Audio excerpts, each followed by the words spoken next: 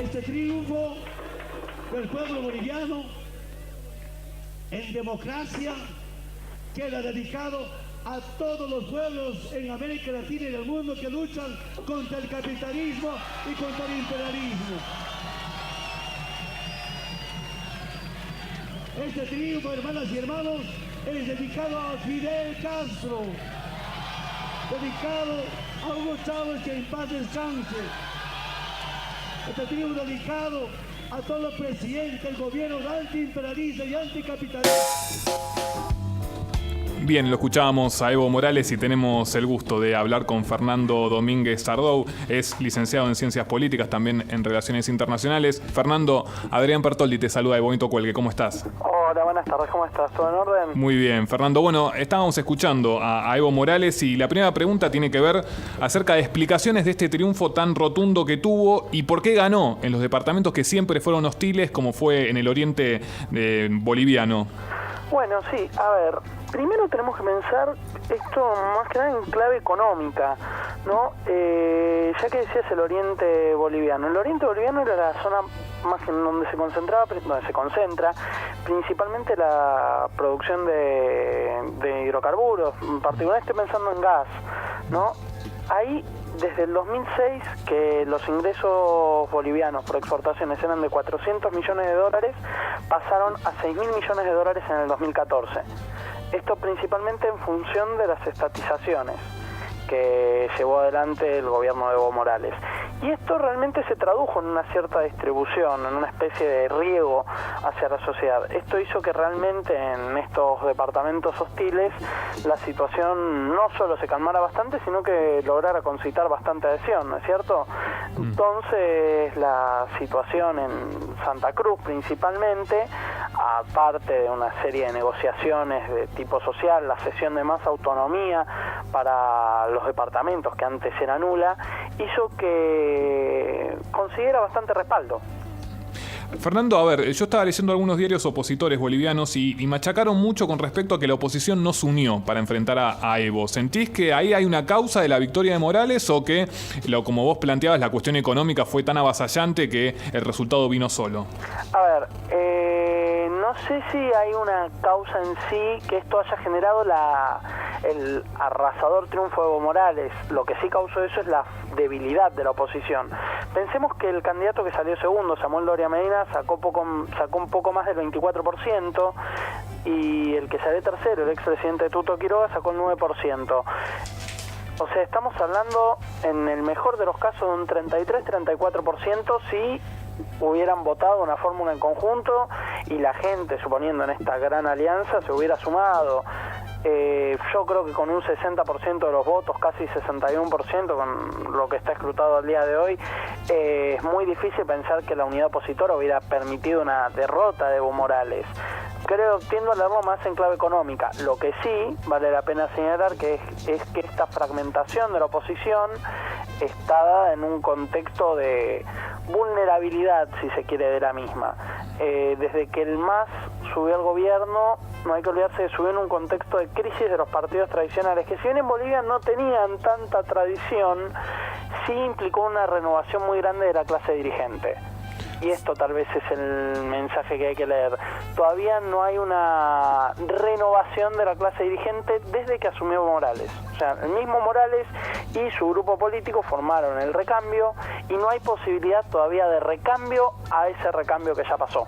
Fernando, te llevo más a la cuestión ideológica. Yo leía hace poco a Jaime Petras, que es un sociólogo estadounidense, más vinculado a los sectores de izquierda, que planteaba que el régimen de Morales es radical más conservador o es un régimen conservador más radical, digamos. ¿Sentís que bajó algunas banderas Morales de que cuando asumió en 2006 para tratar de lograr cierta aceptación? ¿Cómo ves esa denominación? No, mira, no coincido, pero más que nada por una cuestión, más que si se quiere ideológica, es más de fondo filosófica, de cómo concibe al Estado boliviano Evo Morales y el MAS. hicieron un cambio radical en la estructura de las organizaciones políticas y sociales, dándole acceso a pueblos originarios que antes estaban completamente marginados, con participación desde los cargos más altos de gobierno, empezando por el mismo Evo Morales, hasta reconocimiento de circunscripciones propias en el legislativo. Realmente no creo que haya sido poco conservadora hayan sido poco conservadoras las modificaciones que llevó Evo Morales en su gobierno, más bien todo lo contrario, y un poco es el inicio de la estatización del gas, por poner un ejemplo. Lo que sí creo es que tal vez, a diferencia de otros países, estoy pensando concretamente en Venezuela, Evo Morales no avanzó en una socialización, se quedó en una estatización. Y esto sí tal vez es una diferencia y para algunos puede ser concebido como una bajada de banderas. Pero no hay que olvidarse que él nunca prometió una socialización.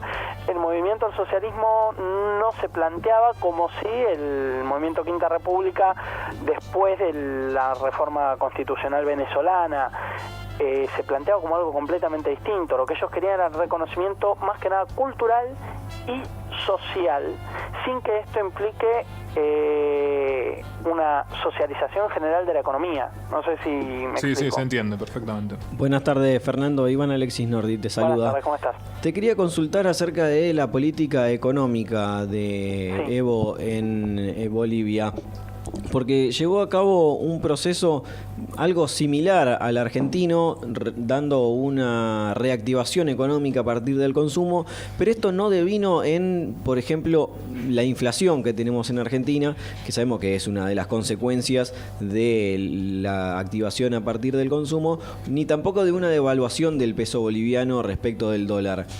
¿Esto crees que tuvo un buen impacto y que aún algunos grupos conservadores apoyan a Evo a pesar de tener una ideología diferente?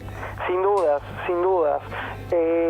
Tal vez sí tengo que marcar una diferencia más concreta.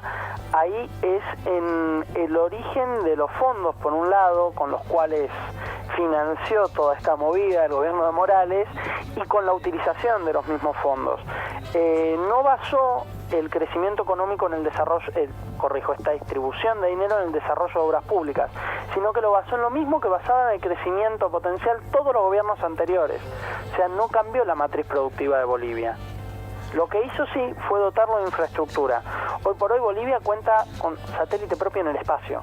Algo que nosotros, está bien, aunque en nuestro caso, en el caso argentino, es de fabricación nacional, en el caso boliviano no, estamos mostrando como un triunfo Bolivia hace 2 años que tiene un satélite de su propiedad en órbita en el espacio, el Tupac Katari, con lo cual estamos hablando de que hubo una fuerte inversión en infraestructura, un fuerte manejo de obra pública, pero no basado tal vez en dinero fiduciario, en dinero ficticio, sino en ganancias genuinas, en esta multiplicación de la producción de gas y en esta multiplicación de los ingresos de la producción de gas por quedarse en órbita del Estado. Estamos hablando con Fernando Domínguez Sardou, licenciado en Relaciones Internacionales y también politólogo. Iván. Sí, quería consultarle a Fernando. En Bolivia los periodos son de 5 años y ¿qué prevé él que pueda pasar en estos 5 años de nuevo gobierno de Evo en Bolivia? Es decir, ¿qué queda por hacer en Bolivia para el gobierno de Evo? A ver, la primera, tal vez, deuda pendiente de Evo Morales es que si bien se redujo la indigencia, no se redujo la pobreza. Tal vez ahí es donde está la clave, es cómo aumenta o cómo genera una clase media boliviana que es realmente muy pequeña y que tiene muy poca incidencia en la vida económica, social y política. Es cómo convierte a todos los sectores que salieron de la indigencia, que están, pero siguen estando bien enmarcados en un ámbito de pobreza, cómo les da acceso a bienes materiales, a bienes simbólicos, a bienes culturales, a una mayor educación, que no fueron tal vez las prioridades en estos 2 gobiernos que tuvo hasta ahora. Fernando, a ver, te hago las últimas preguntas y agradeciéndote. No, por favor, gracias a ustedes. Hablando acerca de... Uno estuvo leyendo y también a partir de opiniones de los candidatos opositores que manejando ahora el MAS, lo que tiene que ver la Asamblea Legislativa, está la idea de esta reelección indefinida, ¿no? Que se pueda elaborar, usufructuar por parte de Morales esta idea de reelección indefinida, más allá que él dijo que no. ¿Lo ves a futuro como una posibilidad? ¿Es todavía muy reciente? No, sin dudas que lo veo como una futura posibilidad. Lo que hay que ver es cómo se da la dinámica de competencia interna dentro del MAS ante la posibilidad de plantear una nueva reforma constitucional.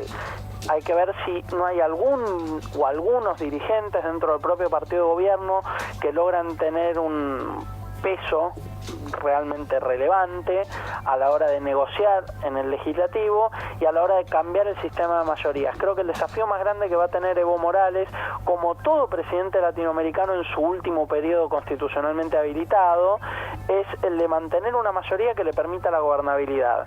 Si Evo Morales es exitoso en mantener a raya a su grupo legislativo, pensar en una modificación de la Constitución no es nada descabellado, sobre todo si tenemos en cuenta el resultado electoral de esta semana pasada. Fernando, ¿lo ves? Pues este es un tema que también pasó en Venezuela con la muerte de Hugo Chávez. ¿Evo Morales está generando algunos líderes aparte que puedan suplantarlo en algún momento o es una idea que ni aparece?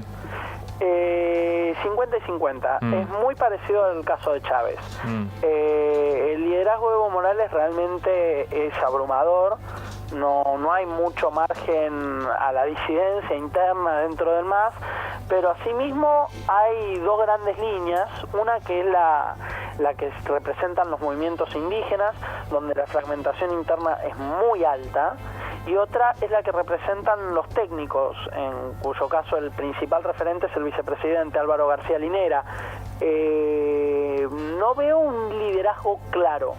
¿Sí? Como sí pasaba en el caso previo a la muerte de Chávez, que había dos grandes líderes que eran Diosdado Cabello y Nicolás Maduro. Acá hay uno que sí es claro, que es Álvaro García Linera, pero que al mismo tiempo no tiene una especie de liderazgo claro como segunda línea después de Evo Morales. Fernando Domínguez Sardou, muchísimas gracias por estar en Bonito Cuelgue. No, por favor, gracias a ustedes. Bien.